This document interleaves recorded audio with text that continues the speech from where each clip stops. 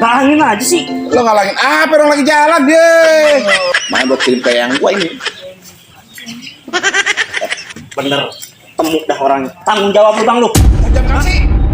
Pakai nanya apa sih? Apa? Lu tadi inget kagak nabrak gua?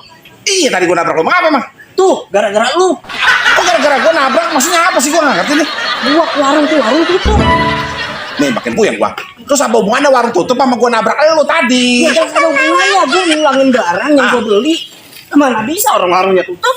Terus apa barangnya? Lu beli barang apa emang? Ini tuh. Beli buku? Iya. Terus kenapa lu pulangin ke warung? Dan masa gua beli buku tulis? Kagak ada tulisannya. Coba itu. Emang lo kalau beli buku gambar ada gambarnya? Udah amat itu mah. Pokoknya nih urusan gua mau laporin ke Samsat. Buset, ke Samsat. Emang tuh buku nggak pakai helm? Nggak punya BPKB? Stres lo.